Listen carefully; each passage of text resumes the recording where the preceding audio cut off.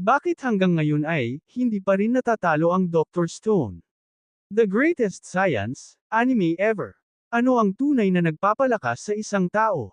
Lakas ng katawan, kapangyarihan, o kaalaman. Sa halos lahat ng shonen anime, ang bida ay lumalakas sa pamamagitan ng training, bagong transformation, o mas malakas na atake. Pero may isang anime na pinili ang ibang direksyon. Isang anime kung saan ang pinakamalakas na sandata ay hindi espada, hindi chakra, hindi ki, kundi science. At iyon ang dahilan kung bakit hanggang ngayon, kakaiba pa rin ang Dr. Stone. Hindi tungkol sa paggawa ng cellphone. Hindi tungkol sa chemistry. Hindi tungkol sa rocket. Ang tunay na kwento ng Dr. Stone ay tungkol sa pagbangon ng sangkatauhan.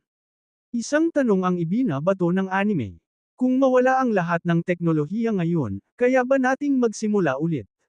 Kapag nawala ang internet, kuryente, gamot, transportasyon, may alam pa ba tayong gawin? Dito mo marirealize kung gaano tayo umaasa sa mga bagay na hindi natin napapansin araw-araw. Si Senko bilang isang uri ng bayani. Hindi perpekto si Senko. Hindi siya pinakamalakas. Hindi rin siya pinakamabilis. Pero mayroon siyang bagay na mas mahalaga. Hindi siya sumusuko sa problema. Sa halip, ginagawa niya itong eksperimento. Kapag may pader, hindi niya ito binabasag. Hinahanap niya ang paraan para lampasan ito. Ito ang dahilan kung bakit kakaiba siyang bida. Hindi siya nananalo dahil sa lakas. Nanalo siya dahil marunong siyang mag-isip. Bakit importante ang teamwork? Isa sa pinakamagandang mensahe ng Dr. Stone ay ito. Walang taong kayang ibalik ang mundo ng mag-isa. Kahit gaano katalino si Senko.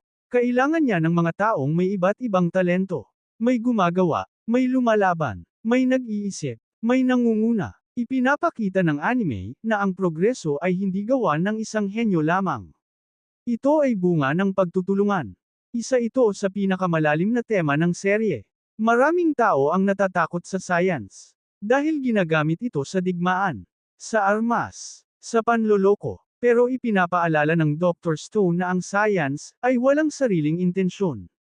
Ang tao ang pumipili kung paano ito gagamitin. Ang apoy ay pwedeng magsunog. Pero maaari rin itong magluto ng pagkain. Ang gamot ay pwedeng magligtas ng buhay. Pero maaari ring abusuhin. Hindi science ang kalaban, kundi ang maling paggamit nito. Maraming kalaban ang lumabas sa Dr. Stone. Pero sa pananaw ko, hindi sila ang tunay na kontrabida. Ang tunay na kalaban ay takot. Takot sa pagbabago. Takot sa bagong kaalaman. Takot sa kinabukasan. Kapag natatakot ang tao, mas pinipili niyang sirain ang progreso kaysa unawain ito. Habang tumatagal ang serye, hindi lang lumalaki ang Kingdom of Science. Lumalaki rin ang pangarap. Mula sa paggawa ng simpleng kagamitan, hanggang sa paglalayag, hanggang sa pag-abot sa kalawakan. Parang sinasabi ng anime na, walang imposible kapag sama-sama ang tao. At ang pinakamalaking mensahe ng Dr. Stone, ay hindi ang science ang bida.